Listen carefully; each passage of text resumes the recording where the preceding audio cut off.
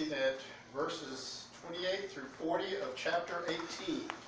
John chapter 18, verses 28 through 40. We will finish up today, chapter 18, and get into chapter 19 next week.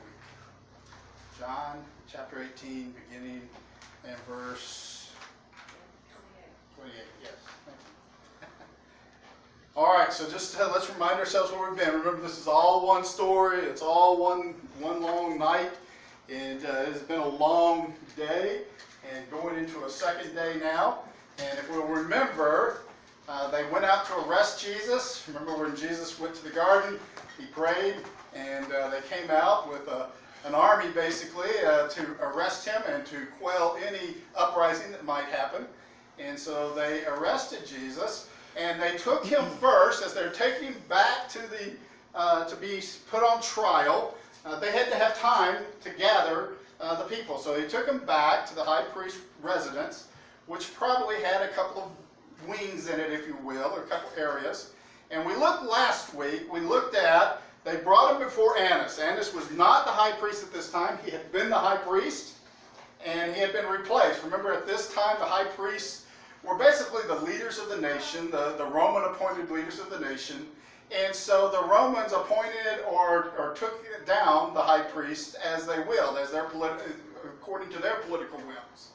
And so many people still saw Annas as the true high priest of God because it was an appointment for life. But yet he was appointed under one Caesar, and then that Caesar had gone away, and the next Caesar came in and appointed his son-in-law. And so, but Annas was still resided in the residence, still had a lot of power and authority, even though it wasn't the official authority of the high priest. But many people still saw him as the one that spoke for God as the high priest. And they brought him in, and they brought him into his residence. And we remember, we did this kind of, we kind of looked at it like a movie, and we did this cut and paste going back and forth. So they bring him in. At a distance, we see two of his disciples following, Peter and John. And you'll know that John, remember, John, they let John right in. They knew John. He was known amongst the servants and the people there, probably because his fishing business, his father's fishing business, provided fish for the high priest's residence. But he was well known, a well-respected businessman.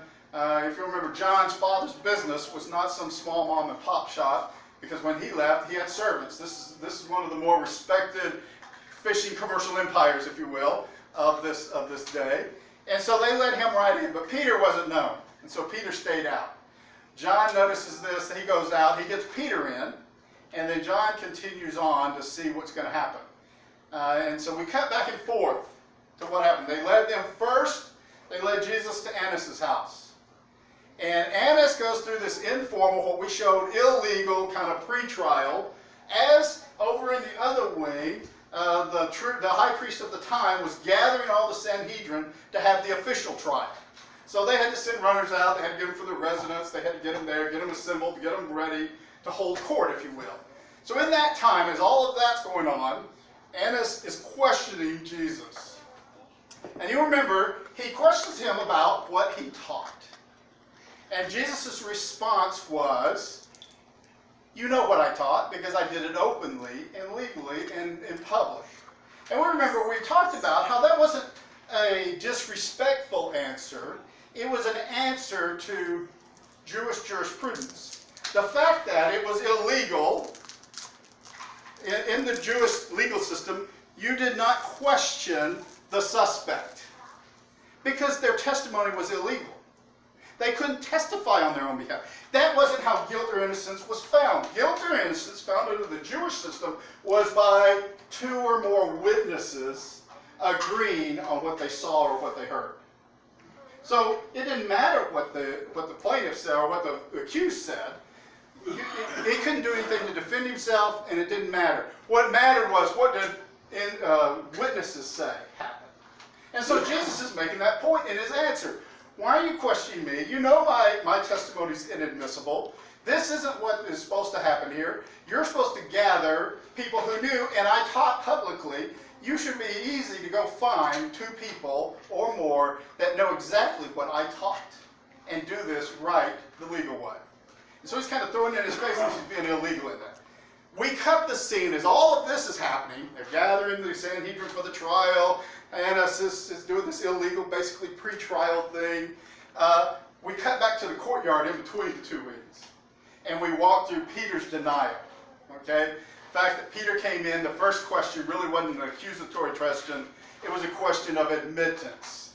A person who's charged with admitting only friends in, not allowing enemies in, asked the question, you weren't one of the disciples, were you? Kind of with the, surely you weren't, or you wouldn't be trying to come in here. So it was more a question expecting a negative answer. And Peter overreacts to the question in a very hostile way. Absolutely not. Who do you think I am? Right? And then he's questioned 2 more times. And we talked about how the second question was more of an accusatory question. Hey, I recognize your dialect. I think you were one of the disciples. Were you one of the disciples? I think you were one of the disciples. And he again denies it. And then the last question was a threatening accusation. Look, I know you were one of his disciples. I was there at the arrest. I saw you pull that sword. And by the way, it was one of my relatives you cut the ear off of. So I definitely know who you are. And that's where we get that last terse denial and the cock crowing and all of that scene. That's what we did last week. So we want to continue on from there. But to do that, I want to take a sidestep. I told you at the beginning that John is an eyewitness, gives us eyewitness testimony because he was there. But he doesn't say everything he knows about what happened because he knows these other Gospels have been written.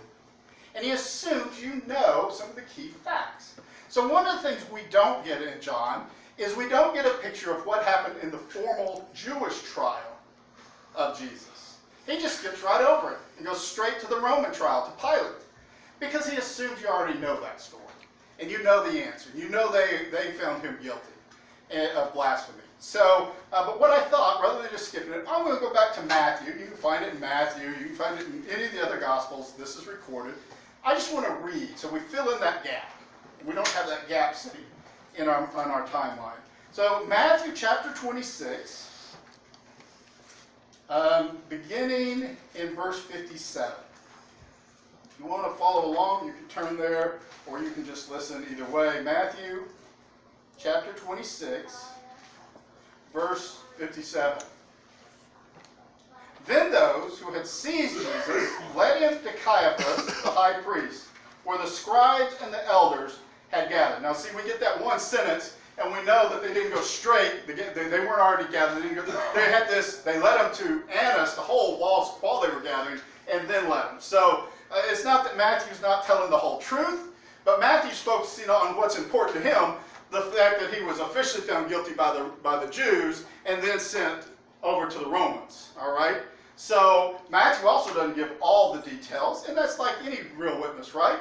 If you pull a witness today and you pull them and they all say exactly the same thing, what are the authorities going to think? They made this up. They got together because we can see the same thing, and we're going to have things are going to catch in our minds differently.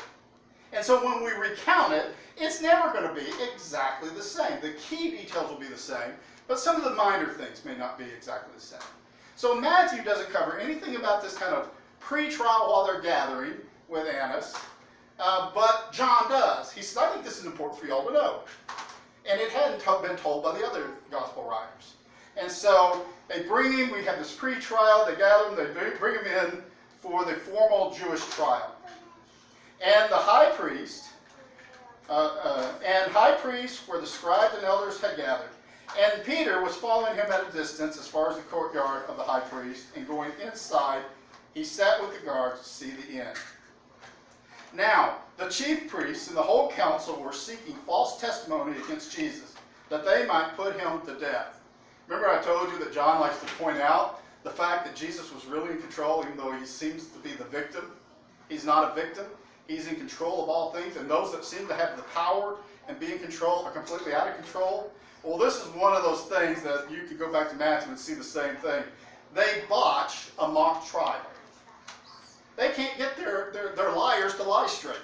So they seek to find people to bear false witness against Jesus, that they might put him to death. But they found none, though many false witnesses came forward.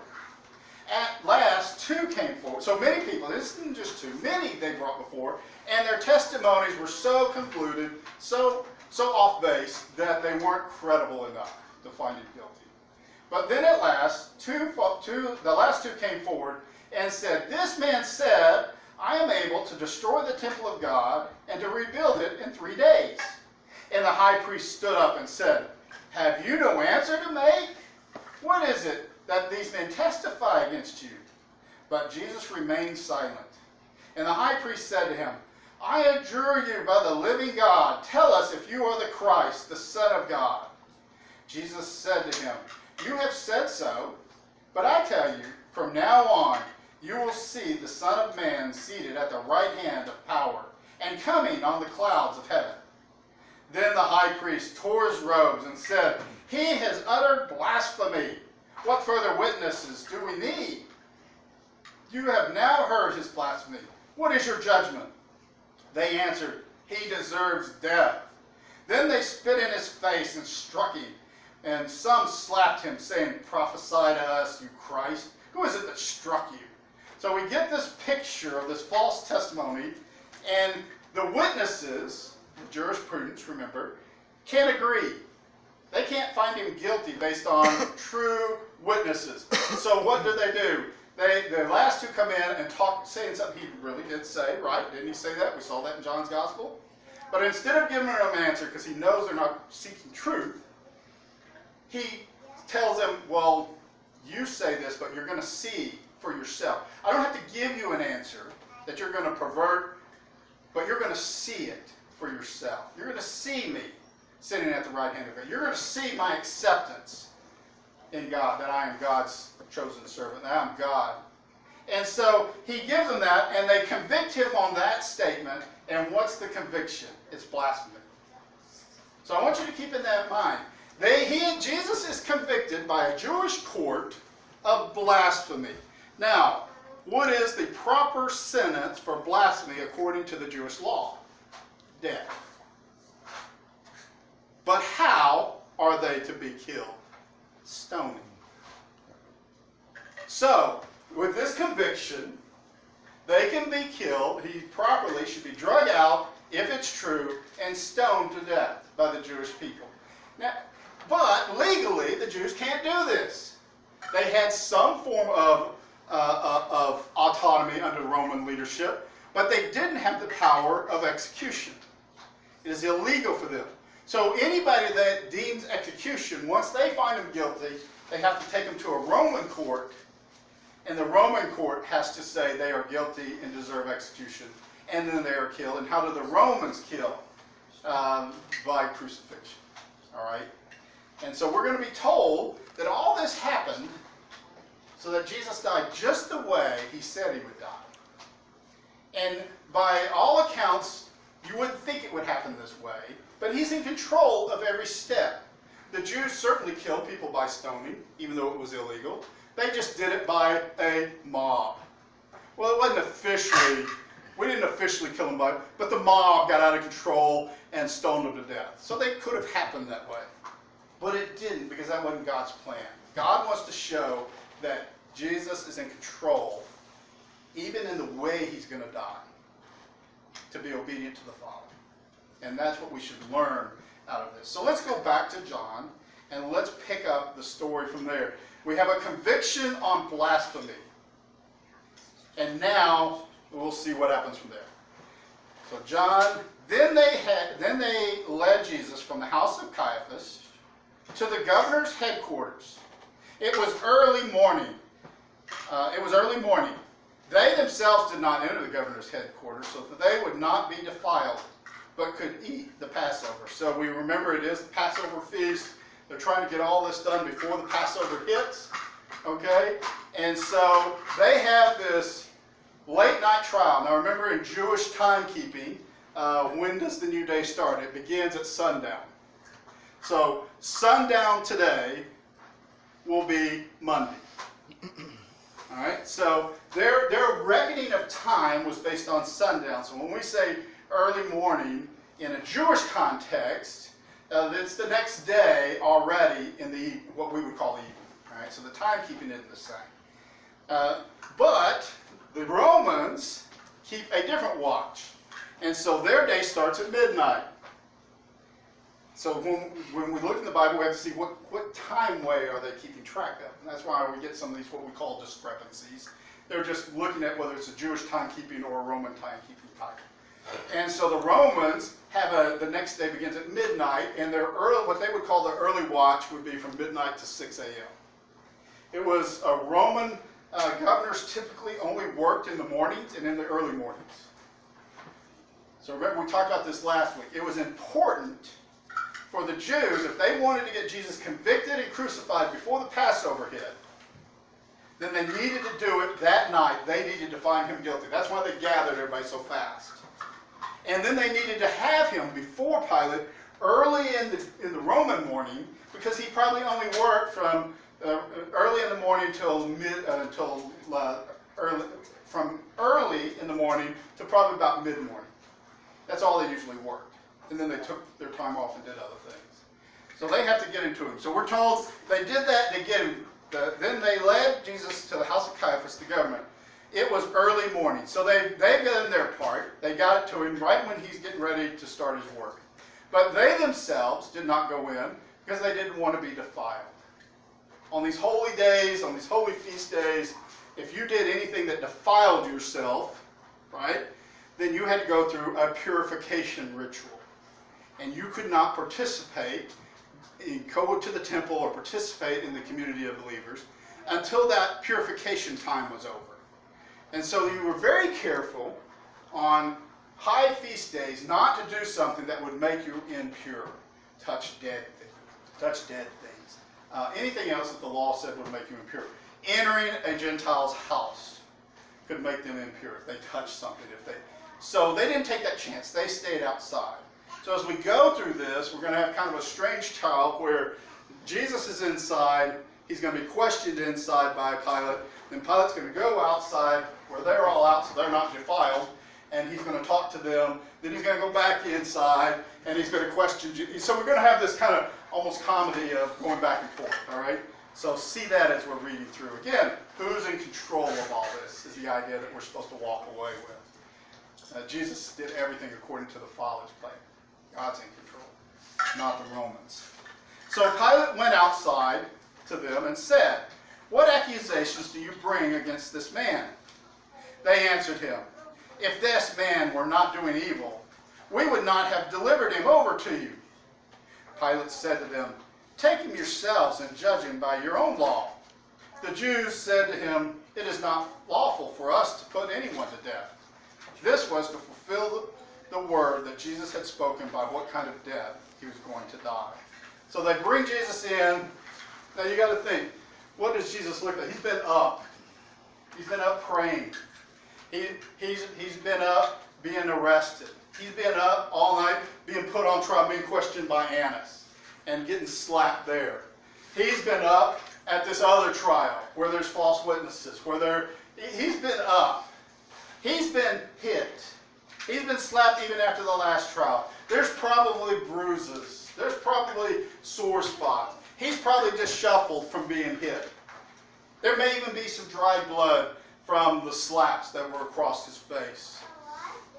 This looks anything other than a threat to the Roman Empire being brought in. This disheveled single man that has been abandoned by everybody.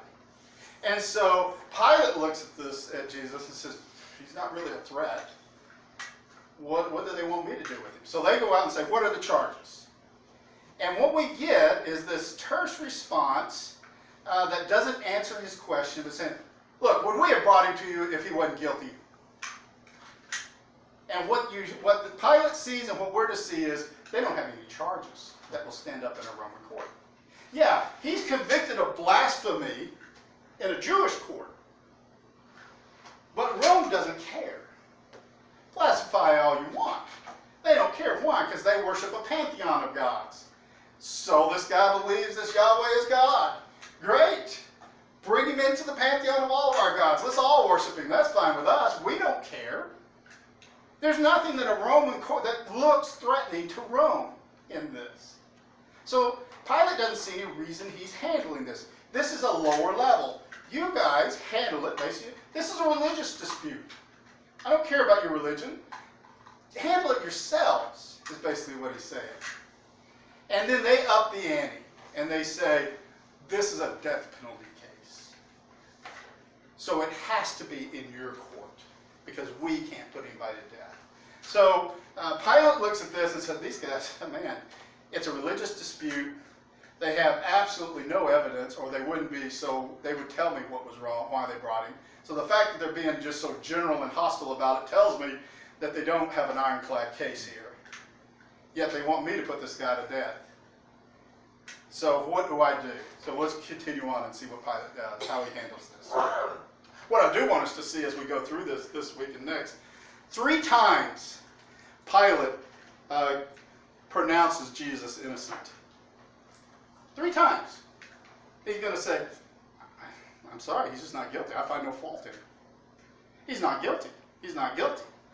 And yet, he succumbs to the pressure to put him to death. Now, why would Pilate do that when he's the guy in charge? Well, you have to know a little bit about Pilate. So before we go on, this is probably the place to talk about that. Pilate was appointed by the Caesar, right? But appointments in many places, especially small, backwater, no account provinces like Judea that had no sway over the empire, really a lot of times those were political appointments, and there was some political intrigue behind the appointment.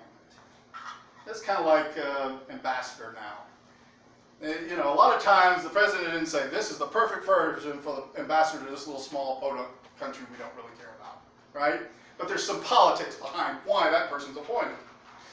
Well, Pilate's the same way. We know there is a commander of the Praetorian Guard in Rome, Sejanus, I can't really say his name very well, but he was a political influencer in getting Pilate appointed. And so when Pilate's appointed, he has all the power.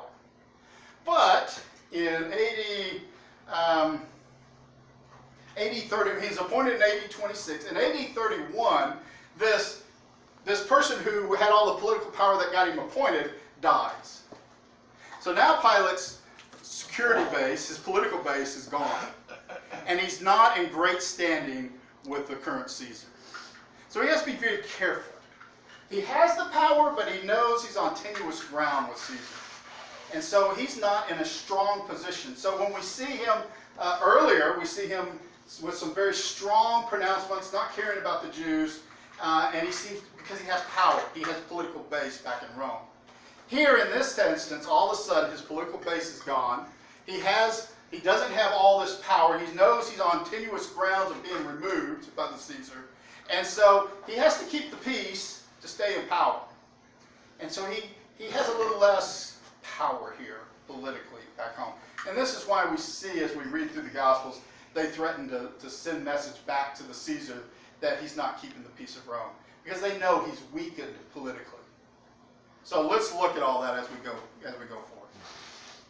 So Pilate went outside to them and said, "What accusation do you bring against this man?" They answered him, if he hadn't been doing evil, would we have brought him to you? And he said, "Take him yourself, you judge him." And they said, "No, this is a death penalty case."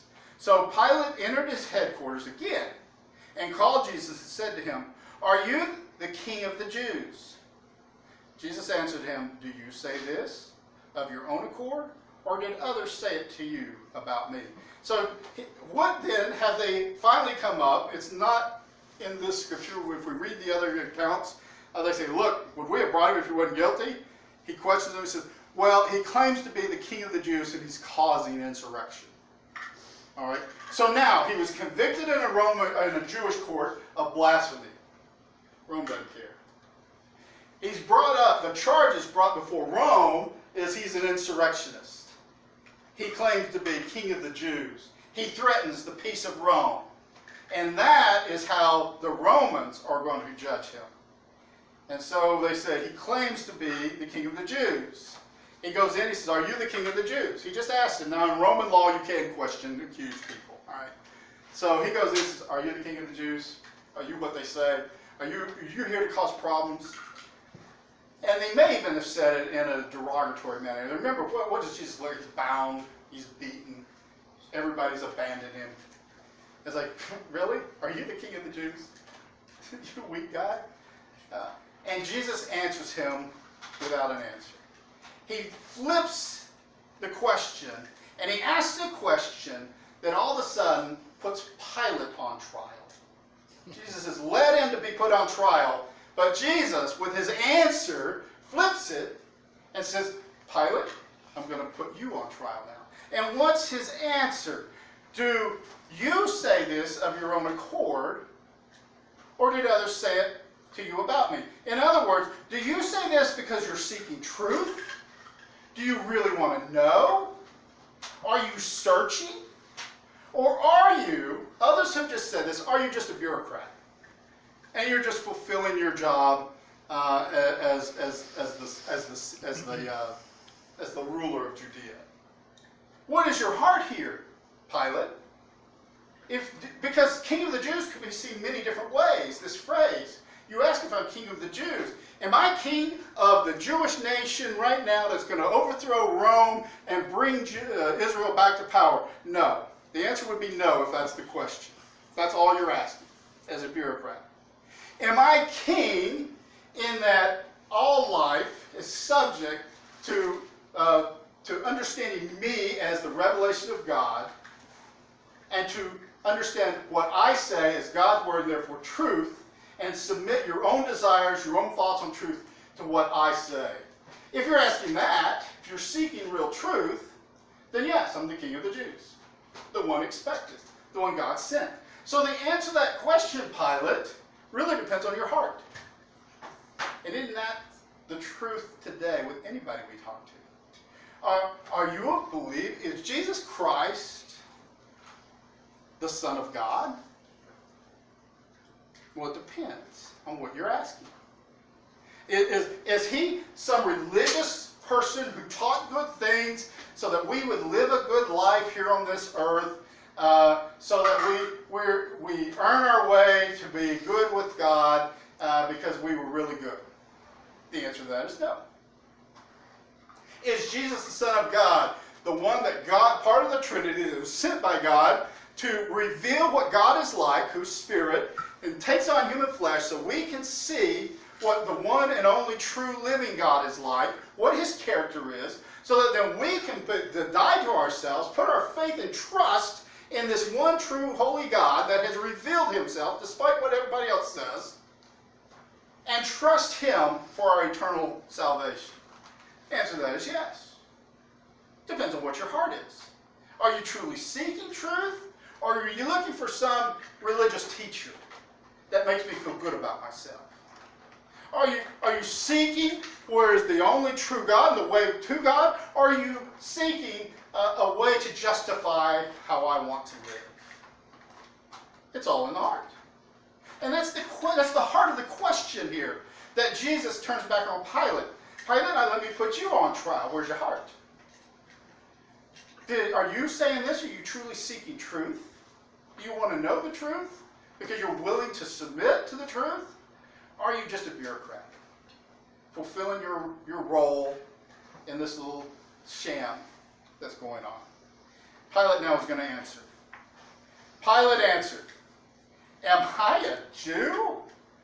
Your own nation and the chief priests have delivered you over to me. What have you done?" So the answer there is, I'm just a bureaucrat. This is summarized. I'm just a bureaucrat. Look, I'm not a Jew. Do I really care about your God and what you think about your God? I'm not a Jew. I'm a Roman. I worship a lot of gods. I don't care. And oh, by the way, who are you to tell me what truth is?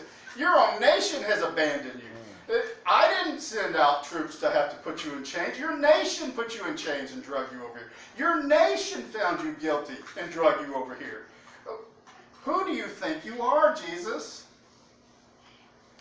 Jesus answered, "My kingdom is not of this world.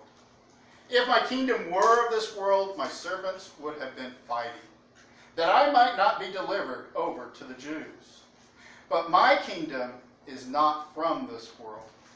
Pilate said to him, "So you are a king?" Jesus answered, You may say that I am a king. For this purpose I was born, and for this purpose I have come into the world, to bear witness to the truth. Everyone who is of the truth listens to my voice." Pilate said to him, "What is truth?" And he says, "Look, okay, I see where your heart is. You're not really searching. You're just fulfilling your bureaucratic political duty. So let me answer your question. Now that I know where your heart is, let me answer your original question, am I the king of the Jews? I am the king of the Jews, but not of this world. Look, I am no threat. Pilate, I am no threat to the peace and the security of Rome. I am not here to overthrow the Roman Empire. That's not my job here. I am not a threat in your political way of thinking. But I am a threat to individuals' way of thinking. I am a threat that I am the one that brings truth from the only true God. I bring the truth of how you become right with God. He has said this over and over. There is no other way under heaven given among men. It doesn't matter. I'm a threat to you if you're not seeking that truth. I'm a threat to those who say there is another way. Always lead. Well, my God's loving. He wouldn't send anybody to hell, so anybody who's sincere. Well, your God might be, but it's not the God that Jesus reveals. It's not the God of the Bible. It's not the God that we put faith in. It may be a God you made up. He's a threat to that way of thinking because he's been very clear that he is the Father's way to be right, to satisfy the Father's wrath. So in that way, he is a king, and he has come for that exact purpose, to fulfill that path, that way to be right with God the Father. And so he is a king, but not a king that threatens the Roman Empire.